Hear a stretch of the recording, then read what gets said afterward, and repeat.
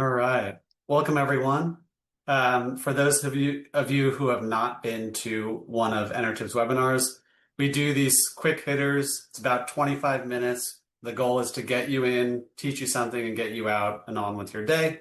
The webinar will be recorded and sent to you afterwards. Feel free to ask questions in the chat or the Q&A. And I'll actually stick around for a few minutes afterwards to answer those, or feel free to reach out to me directly. All right, so the topic for today, shadow metering at scale, lessons learned from deploying in 100+ asset portfolios. All right, so let's talk about a specific example. We were offered a challenge.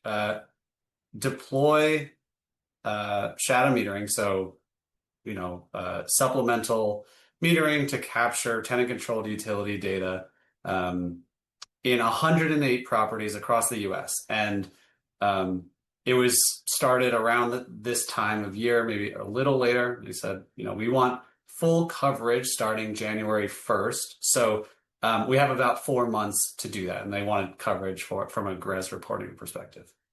And like many industrial portfolios where third-party managed, there's going to be a wide variety of property management companies and stakeholders involved here.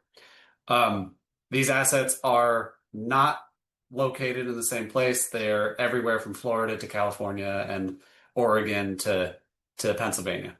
So really covers across the country and relatively evenly distributed there. So that's the challenge. Any shadow metering deployment can have its own challenges, but doing a project like this at scale comes with an extra layer, and that's what we're going to talk about today. So the key question is to ask: how do you quote this accurately, and then how do you scope this? It's one thing to understand how many meters there are. It's another thing to understand very specifically where they're located on site and the infrastructure supporting them. How do you manage the project management aspect of this at scale? Again, each of these deployments has its own, you can think of it like a construction Gantt chart. How do you do that across 108? What happens afterwards? What happens in the long term? How do we not only install these devices, but make sure they're maintained? And what are the considerations that should come into play for different utility types, electric, water, and gas? I'll answer that last one up front. Generally speaking, electric and gas, while they have their own regional variances and different factors at play that will affect the approach there. Electric and gas are reasonably straightforward, and water is much more variable. So one thing to consider when you're looking at a project of this scale. Before I dive into what running a project like that should look like, I wanted to touch on a few traps to avoid. And I'll dive into the details of each of these. But the first one is mismatched granularity of the data collection and the data acquisition strategy. The speed to verify the data that's being captured, and then the pros and cons of tackling a project like this with local GCs or electricians or installers of some sort. Okay, so on that first point, the granularity of data. When defining the project, and this is a big part of this, right? If you're gonna run a project like this, it has to be well defined up front.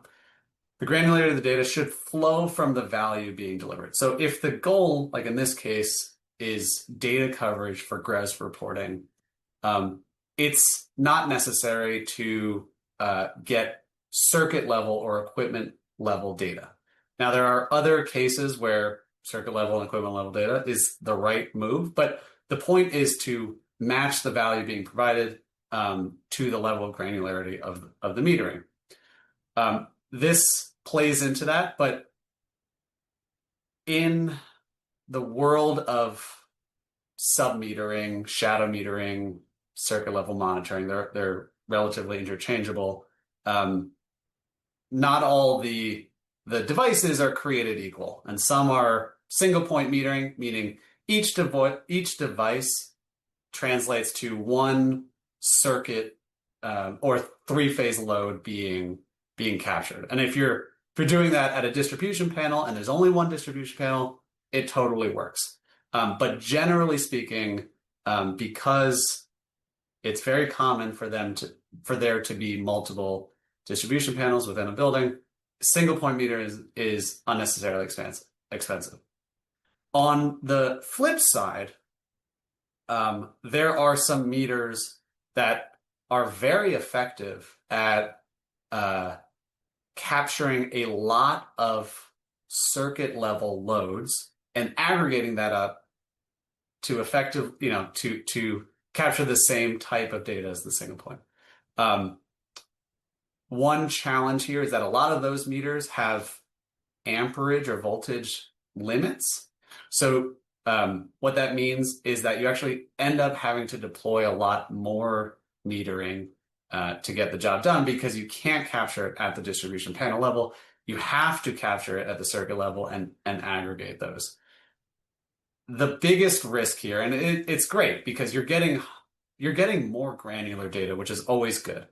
But the risk is that, especially in a triple net setting where the tenants often change what's going on in the building, is the long-term maintenance of circuit level monitoring for this use case creates a lot of risk and creates a huge amount of maintenance backlog and work to do. All right, so second point there, the speed to verify data. So how do we know that after we install these shadow meters that they're actually capturing data correctly? How do we know that it matches what the utility is billing? One strategy is to ask the tenant for their bills for, typically 3 months after you've installed the meter, and compare the consumption that you're reading to the consumption on the utility bill. This is very effective because you're doing an apples to apples comparison, but it's extremely challenging at scale. Often the problem that's being solved is that tenants won't share their data. So installing shadow metering and then saying, hey, tenant, we need your utility bills, slows everything down tremendously. You'll never, ever, ever be able to accomplish a project like this in 4 months with this strategy. Often there's some calibration needed too. So Enertiv's approach is to use revenue grade metering. So there are, again, not all devices are created equal, and there are certifications, guidelines, and standards to define what a revenue grade meter is, and these are tested in the lab and verified on an ongoing basis to prove their efficacy. Generally speaking, it's a meter that's within half a percentage point plus or minus from perfectly accurate. So again, the difference between deploying meter and being confident in that data and deploying meter and having to verify that data with utility bills changes the speed at which you can move dramatically. Okay, and this is potentially the most complex of these traps to avoid, but there is a pretty appealing approach to say, hey, in each of these regions or each of these states or cities, we have electricians, we have GCs, we have local installers who could do this themselves. Why not contract with them? The benefits are you're likely to get lower installation costs, right? There's less travel time. They know the properties pretty well. They can get to work right away, and just generally their rates are going to be a little bit lower. But for a project of this scale, a portfolio of this scale, it does present a number of challenges that should be taken into account. One, if you had, let's say, 15 different companies doing these installations simultaneously, it's a lot more project management internally. There's no one person you get to talk to understand how things are progressing. Also, local GCs, electricians, they're not necessarily up to speed on the latest and greatest in metering technology. So all of those, not all hardware is created equal points that I made previously, you're at risk of an installer kind of going with more expensive or maybe not as accurate metering just because this is not what they do on a regular basis. You'll also, have to figure out where the data is going to live. And for many portfolios, for a long time, that answer is, well, as long as we can get into Energy Star, that'll be great. Hopefully that remains true, but it's not guaranteed anymore. And having data in many different places adds a lot of complexity when it comes to actually using the data, either for reporting or tenant engagement and insights. Generally speaking, I think this goes hand in hand, but whatever software is being used to house the data is going to be limited from this kind of patchwork of local installers. Maybe some have built Energy Star sync capabilities, but by and large, they're not software, data, or analytics companies. And then again, maybe the most important issue, but like what is going to happen in the long term? Sure, maybe if a meter goes down, a local installer can come back and fix it. But how do you know it goes down?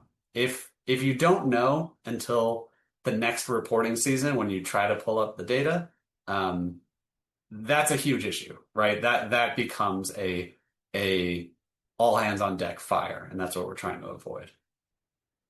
Okay, so traps to avoid. What does a successful rollout look like? What does it depend on? There are three key pillars that I want to talk about today: on-site surveys, project management, and ongoing maintenance. So talking about surveys and then installation field guides. So at some point, right, it could be very early in the evaluation, or it could be right before the devices are installed. But at some point, the vendor needs highly detailed information about the building, and the metering infrastructure, the layout, all of that, down to like the specific amperage limits of different, circuits and phase loads within the distribution. So, one strategy that we think is most effective is for the vendor to do an on-site survey. This is, it takes the onus off of ownership and property management, because we've seen consistently that if, a property manager can gather this information, but similar to asking tenants for bills to verify the data, it dramatically slows down the process. You're also often going to get gaps there. The other thing is that if you're going to deploy across 100 buildings, across regions simultaneously, if you leave it up to property management or maybe local installers, you're not going to get consistency in the installation guides, and it sounds trivial, but it kind of is the only way.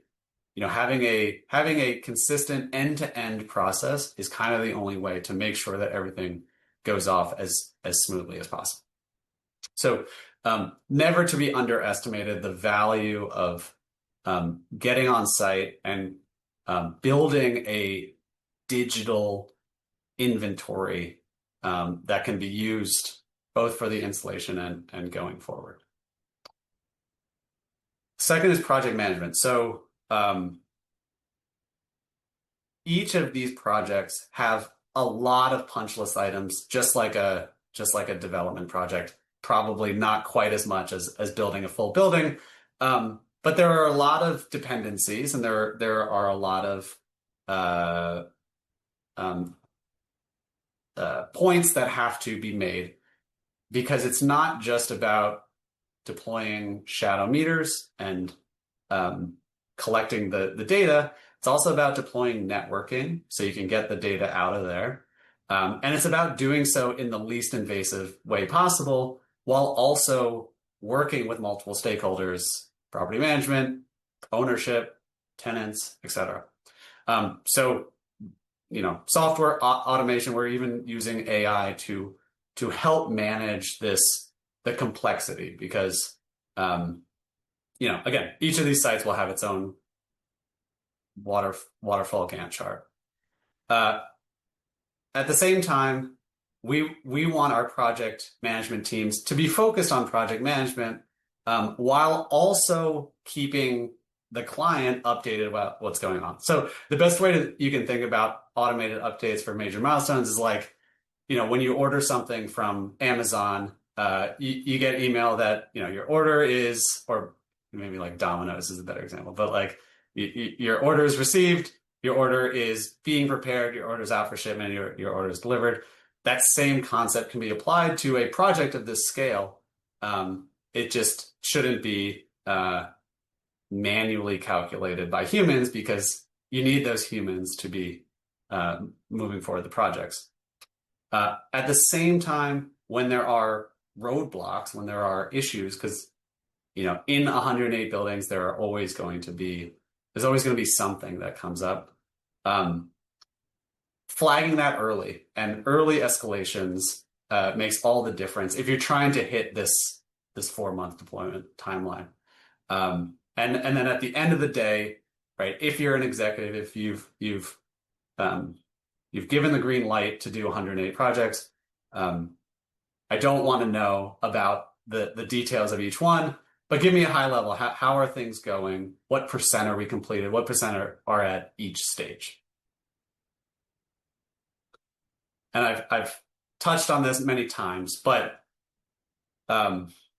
if there's no good answer for how are we going to maintain these over the long haul, there's risk in the deployment. Meters can go down for a wide variety of reasons. It could be a network issue. It could be, the device itself. Somebody could hit it with a forklift. There could be power outages. There's just so many things that can happen. So at Enertiv, we actually we have an internal maintenance dashboard. And so this is the aggregate of all the meters that are deployed across our clients' portfolios all at once. And there are automated alerts, just like, if there was a leak in a building, tenant property management could get an alert about that leak. We get alerts when devices go down. The vast majority can be solved remotely, and this is, again, a big part of having kind of the software backend to support all of this. But these alerts also allow a physical maintenance team to understand and triage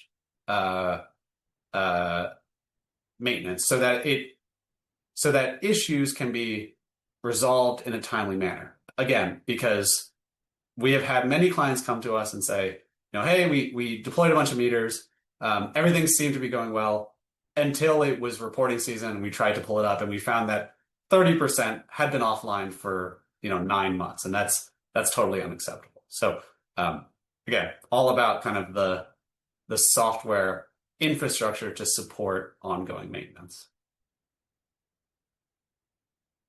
All right, so those are ways in which it's we think essential to get projects deployed at scale. Um, the cool part about doing project at scale is you actually learn something. And so I want to share some counterintuitive lessons that we've learned by doing projects of this scale. First one, counterintuitive, but when you look at multi-tenant buildings and you look at single-tenant buildings, about 40% of the time, the single-tenant facilities have additional electrical infrastructure, and that is very rare in multi-tenant facilities. So you would think that a multi-tenant facility requires more metering. It's actually somewhat the opposite. And it should be noted that, like, again, this depends on having multi-point metering. So those multi-tenant facilities, you can capture 6 tenants with one device, but in many single-tenant facilities, you actually need a second device just because of the additional electrical infrastructure and power requirements. The tenant use cases matter, and ways in which landlords are surprised to find often. So there's kind of a thought generally that, you know, oh, our tenants are they're just warehousing. They're actually not consuming much power, or they don't have many power requirements. Modern warehousing, right? If you're talking about any of the tenants that come to mind when it comes to like e-commerce and distribution, actually requires additional electricity and power most of the time. In fact, sometimes 2 or 3x. This is due to robotics and automation and investments that they make into their spaces. The same goes with supply chain logistics, and surprisingly, you know, this is another thing. Many landlords think, hey, you know, our tenants are food distribution, but it's not cold storage, so like they don't really need that much power. And we're finding that's not true, right? So additional electrical infrastructure has to be accounted for either upfront or during the installation, because otherwise you're not going to get full data coverage. And the last one is that there are also state variances. So while some states, according to their energy code and various other factors, have localized utility metering infrastructure unless additional power is needed, even if there are multiple tenants and suites. So California is a good example of that. California generally has localized utility metering, but some states like Illinois and Texas are the opposite. They always have independent house and tenant loads. And then there's a bunch of states that are somewhere in the middle, depends on tenant use case. And understanding these, critically important to quoting effectively at scale.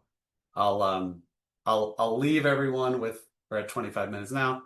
I'll leave everyone with a short anecdote.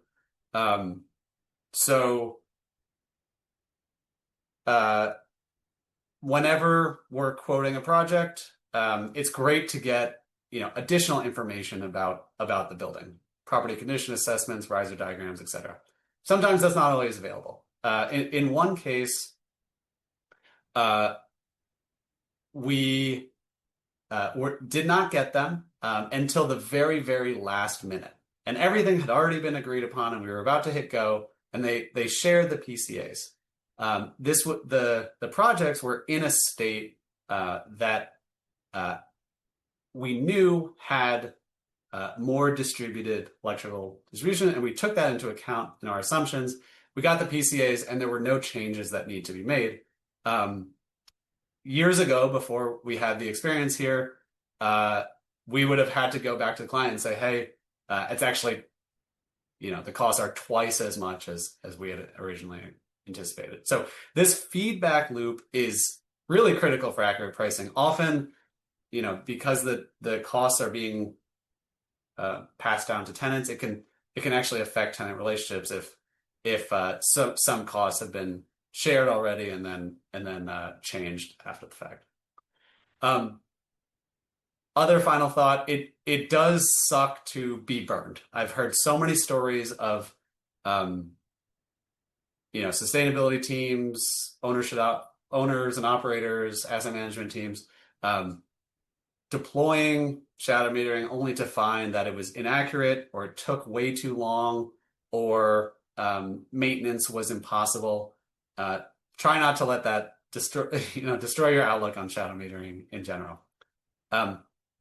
Unfortunately, there's no silver bullet. There's no way to guarantee. There's no single way to guarantee that you can move both quickly and at scale. It is a combination of experience, of being focused on this being your core competency, having the right process, having the right both hardware and software technology, using automation as much as possible, and having a network of technicians, both surveyors, installers, plumbers, electricians, etc. And last thought, it's a sprint. 4 months is intense, but generally a small price to pay for full future proofing of the portfolio. There's so much that can be done once real time data is in place in every building in the portfolio, right? That can not only automate reporting, but can also unlock significant tenant savings and the ability to engage tenants around value-add services that helps you maximize rent, keep tenants in their space, and ultimately maximize your asset value. Great. Thanks, everyone. If there are any questions, again, feel free to put in the Q&A. I'll stick around for a few minutes, but otherwise, thanks for joining. Have a great day, and we'll see you again soon.